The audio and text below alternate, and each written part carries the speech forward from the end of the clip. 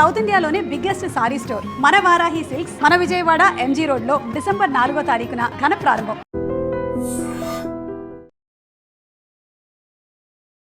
నమస్తే, welcome to I dream talking point with Kavitha.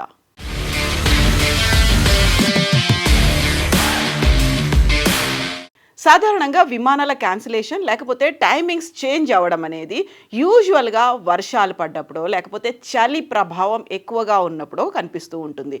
But ఈ మధ్య కాలంలో ఢిల్లీ విమానాశ్రయానికి సంబంధించి దేశ రాజధాని ఢిల్లీ నుంచి దేశవ్యాప్తంగా బయలుదేరాల్సినటువంటి విమానాలకి రాకపోకల్లో సాంకేతికంగా అంతరాయాలు ఏర్పడుతున్నాయి అనేటువంటి వార్త తరచుగా వినిపిస్తోంది. గత కొన్ని వారాల్లోనే దాదాపుగా 400 విమానాలకి ఈ సాంకేతికంగా అంతరాయం ఏర్పడినట్టుగా కేంద్ర ప్రభుత్వం కూడా ఐడెంటిఫై చేసింది. దీనికి సంబంధించినటువంటి ఒక డీటెయిల్డ్ రిపోర్ట్ని కేంద్ర పౌర విమానయాన శాఖ మంత్రి రామ్మోహన్ నాయుడు నిన్న పార్లమెంట్లో వివరించారు. దానికి ప్రధానమైనటువంటి కారణం ఫ్లైట్లు ల్యాండ్ అవ్వడానికి లేకుంటే టేకాఫ్ సమయంలో ఉండేటువంటి సిగ్నలింగ్ వ్యవస్థని GPS స్పూఫింగ్ ద్వారా మార్చేశారని. GPS స్పూఫింగ్ అంటే ఏంటి? యాక్చువల్గా ల్యాండింగ్ సమయంలో తీసుకోవాల్సినటువంటి కొన్ని సిగ్నల్స్ని రాకుండా బ్లాక్ చేయడం, లేకపోతే తప్పుడు సిగ్నల్స్ కనిపించేలా చేయడం. యాక్చువల్గా రన్వే నెంబర్ 10 మీద ఇలాంటి ఇన్సిడెంట్స్ జరిగినట్టుగా ఐడెంటిఫై చేసింది DGCA. ATCకి కూడా దీనికి సంబంధించి రన్వే నెంబర్ 10 మీద ఏం జరిగింది అనేది, GPS స్పూఫింగ్ అనేది అక్కడ జరిగింది అనేది. యాక్చువల్గా 2 రకాలుగా సిగ్నల్స్ని పైలట్లు విమానాన్ని నడుపుతున్నప్పుడు తీసుకుంటుంటారు. ఒకటి శాటిలైట్ ఆధారంగా తీసుకుంటూ ఉంటారు, రెండవది మాన్యువల్గా వాళ్ళంతట వాళ్ళుగా ల్యాండింగ్కి సంబంధించి ఆ సిగ్నల్స్ని వాళ్ళు ఫాలో అవుతూ ఉంటారు. సో ఈ GPS స్పూఫింగ్ అనేది జరిగిందంతా కూడా శాటిలైట్ ఆధారంగా వచ్చేటువంటి సిగ్నల్స్ని బేస్ చేసుకునే జరిగింది అనేది ఇప్పుడు ఐడెంటిఫై చేశారు. ఒక రకంగా వాటిని సిగ్నల్స్ని ప్రాపర్గా అందకుండా చేయడం, జామ్ చేయడం, బ్లాక్ చేయడం, లేకపోతే తప్పుడు సిగ్నల్స్ని అందించడం. అంటే వాళ్ళు అక్కడ ల్యాండ్ అవ్వాల్సింది ఇఫ్ హైదరాబాద్లో ల్యాండ్ అవ్వాలి అనుకుంటే ఆ సిగ్నలింగ్ వ్యవస్థని అప్పటికప్పుడు ట్యాంపర్ చేస్తారు, అప్పటికప్పుడు మార్చేస్తుంటారు. సో అది హైదరాబాద్లో ల్యాండ్ అవ్వకుండా ఇంకెక్కడో ల్యాండ్ అవ్వాలి అనేటువంటి ఒక కన్ఫ్యూజింగ్ స్టేట్ అనేది అప్పటికప్పుడు పైలట్కి వచ్చేలా సిగ్నల్స్ని మారుస్తూ ఉంటారు. ఆ నేపథ్యంలోనే ల్యాండింగ్ సమయంలో టైం అనేది పడుతుంది, ATCకి సమాచారం ఇస్తారు, వచ్చినటువంటి ఇబ్బందుల గురించి అక్కడ వారితో చర్చిస్తూ ఉంటారు.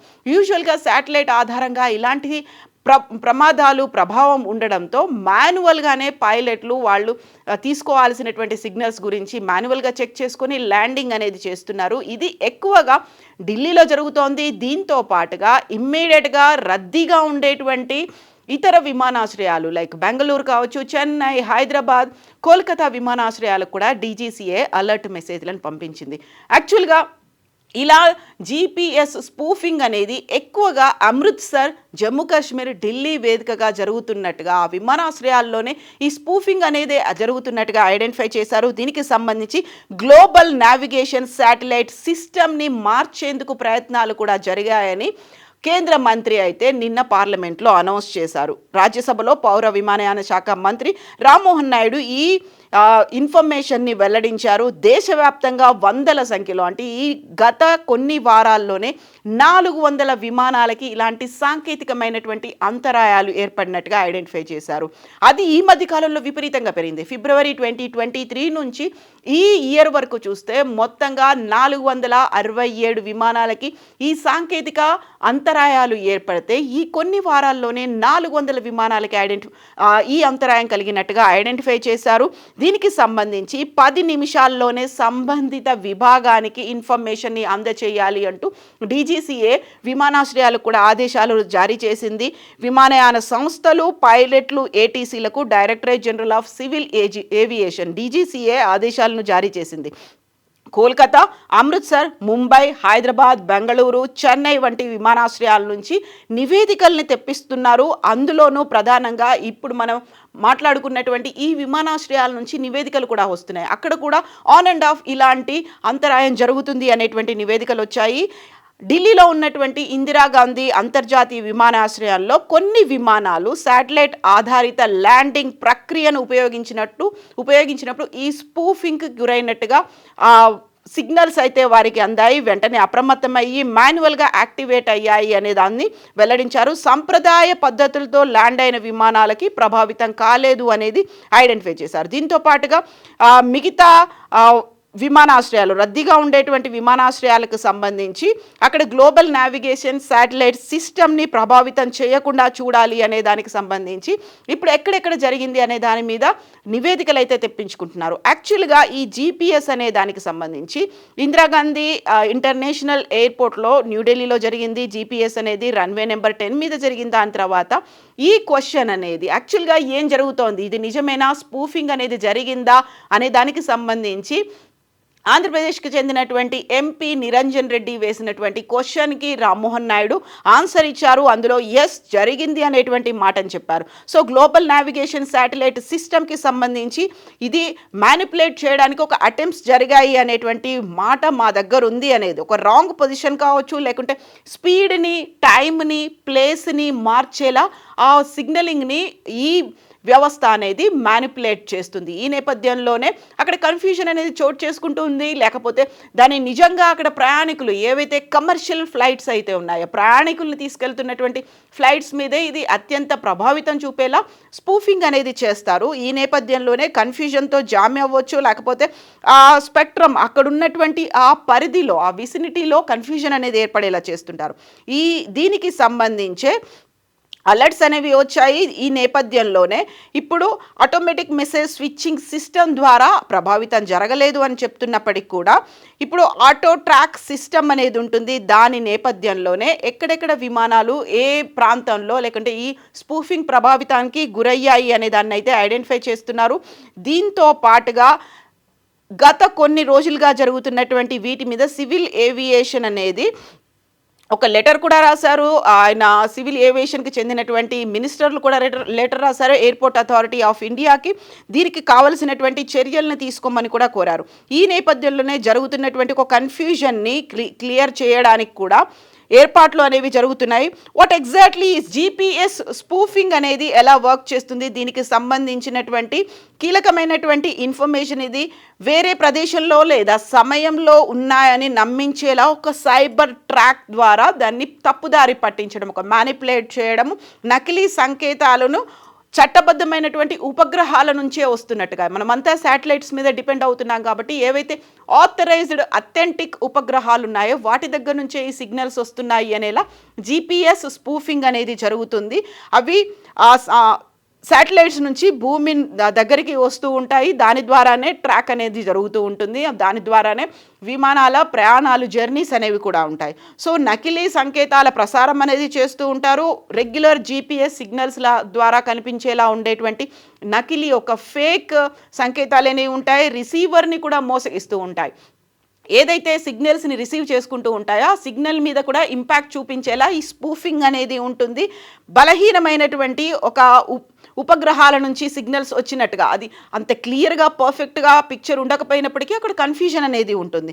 ఆ తర్వాత తప్పుడు డేటా అనేది కూడా చూపిస్తూ ఉంటారు. అక్కడ ఉన్నటువంటి ప్లేస్, టైం అనేది ప్రాపర్గా ఉండకపోవడం, ఎట్ ద సేమ్ టైం స్పీడ్కి సంబంధించి కూడా ఇంపాక్ట్ అనేది దాని మీద కనిపిస్తోంది. సో నావిగేషన్ వ్యవస్థల మీద ఇది విపరీతమైనటువంటి ప్రభావం కనిపిస్తుంది. అటు విమానాలు కావచ్చు, ఇటు నౌకల మీద కూడా ఈ జీపీఎస్ స్పూఫింగ్ అనేది పనిచేస్తుంది. దాని మీద విపరీతమైనటువంటి ప్రభావం అనేది చూపిస్తుంది. సో రవాణా వ్యవస్థలు తప్పుదారి పట్టే ప్రమాదాలు ఉంటాయి. దీంతో పాటుగా తీవ్రమైనటువంటి భద్రతా సమస్యలు కావచ్చు, లేకపోతే సెక్యూరిటీ సమస్యలు, సేఫ్టీకి సంబంధించినటువంటి సమస్యలు కూడా జీపీఎస్ స్పూఫింగ్ వల్ల వస్తుంటాయి. దీంతో పాటుగా టెలికాం నెట్వర్క్లు కావచ్చు, బ్యాంకులు, పవర్ గ్రిడ్ వంటి కీలకమైనటువంటి ఏవైతే సంస్థలు ఉన్నాయో మౌలిక సదుపాయాలు వాటి కోసం యూజ్ చేసేటువంటి సింక్రనైజేషన్ కోసం ఉపయోగించే టైం సింక్రనైజేషన్కి మోస్ట్ డిపెండెంట్గా ఉన్నటువంటి సిస్టమ్స్ మీద కూడా ఈ స్పూఫింగ్ అనేది వర్క్ చేస్తుంది. దీంతో పాటుగా ఇల్లీగల్ యాక్టివిటీస్, క్రిమినల్ యాక్ట్స్ అనేవి చేయడానికి కూడా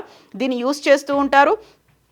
దీంతో పాటుగా ఇప్పుడు DGCA airport authority of India తీసుకున్నటువంటి ఈ నిర్ణయాల వల్ల, చర్యల వల్ల ఒకవేళ జామింగ్ లేదా స్పూఫింగ్ కేసులు ఏమైనా జరిగాయి అంటే ఇమ్మీడియట్గా వాటిని అలర్ట్ చేయమనే దాంతో పాటుగా సంప్రదాయమైనటువంటి నావిగేషన్ సిస్టమ్స్ని ఒక మాన్యువల్గా యూజ్ చేసుకోవాలనేటువంటి మాటలు కూడా వచ్చాయి. గ్రౌండ్ బేస్డ్ నావిగేషన్ సిస్టమ్స్, రాడార్లు కావచ్చు, విఓఆర్లు కావచ్చు, డిఎంఈల వంటి వాటిని బ్యాకప్గా ఉపయోగించాలనేది చెప్తున్నారు. సో స్పెక్ట్రమ్ పర్యవేక్షణ, సిగ్నలింగ్ విశ్లేషణలకి సంబంధించి ఎప్పటికప్పుడు అప్డేట్ రావాలి. ఒకవేళ స్పూఫింగ్ జరిగింది అన్నట్టుగా ఏమైనా ఐడెంటిఫై చేస్తే 10 minutesలోనే అలర్ట్ చేయమనేది ఉంది. దీంతో పాటుగా చట్ట విరుద్ధమైనటువంటి ఈ జీపీఎస్ ప్రక్రియ అనేది చాలా దేశాల్లో అయితే ఇది చట్టవిరుద్ధం, తీవ్రమైనటువంటి జరిమానాలు లేకపోతే జైలు శిక్ష కూడా ఉండే అవకాశాలు ఉన్నాయి. బట్ ఇక్కడ స్పూఫింగ్ అనేది ఎందుకు జరుగుతోంది? అందులో కూడా పర్టికులర్గా ప్రయాణికులు యూస్ చేస్తున్నటువంటి కమర్షియల్ ఫ్లైట్ల మీద ఎందుకు జరుగుతోంది? ఒక రకంగా డ్రోన్ల ద్వారానే ఒక ఏరియల్ సిస్టమ్ని దెబ్బతీసే పని జరుగుతోంది. డ్రోన్ల ద్వారా అటు స్మగ్లింగ్ కూడా జరుగుతోంది, అక్రమంగా మారణాయుధాలు కావచ్చు, డ్రగ్స్ సరఫరా అవుతోంది. ఏరియల్ సిస్టమ్ని ప్రభావితం చేసేలా డ్రోన్ టెక్నాలజీ ఒక రకంగా అది యుద్ధ వాతావరణంలో, యుద్ధ రంగంలో కూడా రష్యా ఉక్రెయిన్ వారు కావచ్చు, భారతదేశం పాక్ కావచ్చు, లేకుంటే పాలస్తీనా ఇజ్రాయెల్ మధ్య జరుగుతున్నటువంటి ఆ యుద్ధాల్లో కూడా డ్రోన్ టెక్నాలజీనే ఎక్కువ యూస్ చేస్తున్నారు. సో ఇప్పుడు అది ఇంకొక రకంగా అదర్ షేప్ అనేది తీసుకుంది, ఇంకొక డైమెన్షన్ తీసుకొని అది ప్రయాణించేటువంటి విమానాల మీద కూడా స్పూఫింగ్ అనే ప్రక్రియ. సో దీన్ని ఎవరు చేస్తున్నారు అనేది ఐడెంటిఫై చేసే ప్రక్రియలో అయితే భారతదేశం పడింది. దానికి సంబంధించి ఇంటెలిజెన్స్ వ్యవస్థలను కూడా ఉపయోగించుకుంటోంది. దీంతో పాటుగా ఇది అఫీషియల్గా రికార్డ్ అయింది. గతంలో 2023 ఫిబ్రవరి నుంచి ఇప్పటిదాకా 467 ఇలాంటి స్పూఫింగ్ లేకపోతే సాంకేతికంగా వచ్చేటువంటి టెక్నికల్ ఇష్యూస్ అనేది కనిపిస్తే ఈ గత కొద్ది వారాల్లోనే 400 అయ్యాయి అంటే సో అది నిర్విరామంగా స్పూఫింగ్ అనేది జరుగుతోంది అనేది మాత్రం ఐడెంటిఫై చేశారు. దీనికి సంబంధించి అలర్ట్స్ అయితే జారీ చేశారు. సో ఇప్పుడు ప్రయాణికుల భద్రత మాత్రమే కాదు, దేశానికి సంబంధించి ఒక రక్షణ వ్యవస్థ మీద కూడా ఇది ఇంపాక్ట్ చూపించే అవకాశం ఉంది. అందులోనూ శాటిలైట్స్ బేస్డ్గా వస్తున్నటువంటి సిగ్నల్స్ మీద కాబట్టి శాటిలైట్స్ మీద కూడా ప్రభావం ఉండే అవకాశం ఉంది. వాటిని ఎంత జామర్లని, బ్లాకింగ్ ఫెసిలిటీస్ని ఉన్నప్పటికీ లేకపోతే మిస్లీడింగ్ ఇన్ఫర్మేషన్ని, మిస్లీడింగ్ సిగ్నల్స్ని పంపించినప్పటికీ కూడా ఆ సిగ్నలింగ్ వ్యవస్థ మీద, శాటిలైట్స్ మీద కూడా ఎఫెక్ట్ ఉండే అవకాశం ఉంది. సో ఇప్పుడు ప్రయాణికుల భద్రత మీద అయితే DGCA airport authority of India కేంద్ర ప్రభుత్వం అయితే దృష్టి పెట్టినప్పటికీ కూడా ఇంకో రకమైనటువంటి వార్ ఏమైనా జరగబోతోందా అనే దానికి ఇదేమైనా సంకేతాలు ఇస్తున్నాయా అనేటువంటి మాటలు కూడా వినిపిస్తున్నాయి. నిపుణుల దగ్గర నుంచి, ఏవియేషన్ రంగ నిపుణుల దగ్గర నుంచి వస్తున్నటువంటి అభిప్రాయాలు బట్టి చూస్తే ఇది ఇంకో రకమైనటువంటి వార్ ఫీల్డ్గా దీన్ని ఎన్నుకున్నారా అటాక్స్ చేయడానికి? ఇప్పటిదాకా మనం బాంబ్ బ్లాస్ట్లను చూసాము, లేకపోతే సూసైడ్ బాంబర్లను చూసాము, అది కింద జరిగే చూసాము. ఇప్పుడు ఈ నావిగేషన్ స్పూఫింగ్ వల్ల ఆకాశంలో కూడా అలాంటి ప్రయత్నాలు ఏమైనా జరుగుతున్నాయా? దీంతో కేవలం సిగ్నలింగ్ వల్లే జరుగుతుందా, లేకుంటే దాన్ని ఇంకా ఏమైనా మోస్ట్ అడ్వాన్స్డ్ టెక్నాలజీని కూడా ఉపయోగించుకుంటున్నారా అనేటువంటి అనుమానాలు కూడా వ్యక్తమవుతున్నాయి.